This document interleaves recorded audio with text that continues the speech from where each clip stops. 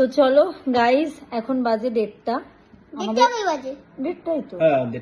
আমাদের জার্নি শুরু হয়েছিল 8টা থেকে, 8:30 থেকে, তাই তো। আর ফুগলার জার্নি শুরু হয়েছে সকাল থেকে। কখন শুটিং এ গিয়েছিল?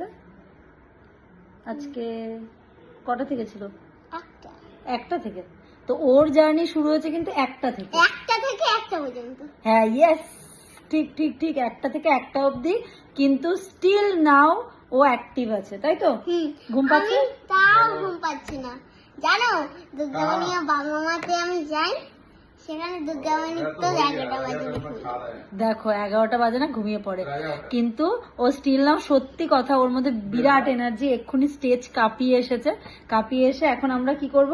পেট পুজো করবো। আমরা কি খাবো এখন? মাংস খাবো। আর তুমি আলু সিদ্ধ ভাত কেন এরকম খেতে? কেন? ডিম অমলেট খাবো যে। আরে ওইসব কেউ খায় না কি গো? ডিমের গরম গরম অমলেট। আরে মাংস গরম গরম কষা। কষা মাংস পিসগুলো ভালো দেবে না, দেখিস, আমি জানি।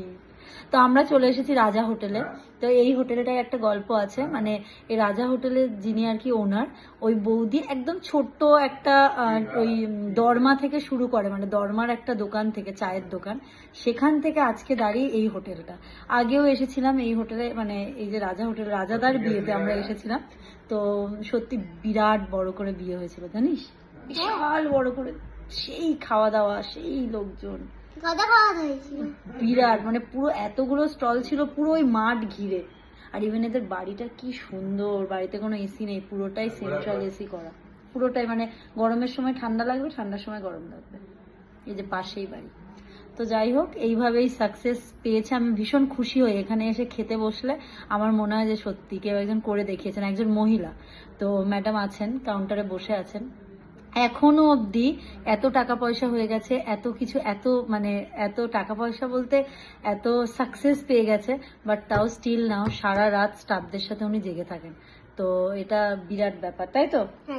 না জানি না ও কিছু বুঝলো কিনা জানি না, কিন্তু হ্যাঁ তাই তো। তাহলে এই যে দর্শকদের সবাইকে কি বলবো আমরা? শুভ নববর্ষ। আর সবাই কি দেখবে টিভিতে? টাইম বলে দাও। দুর্গামণি ও বাঘমামা দেখবে কটা থেকে?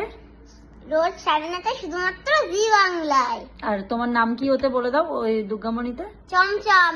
চমচমকে কেমন লাগছে সবাই কমেন্ট করে জানাবে। আর দুর্গামণির দাদা কিন্তু আমি।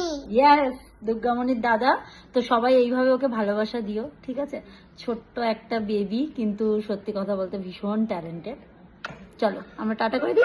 টাটা। টাটা।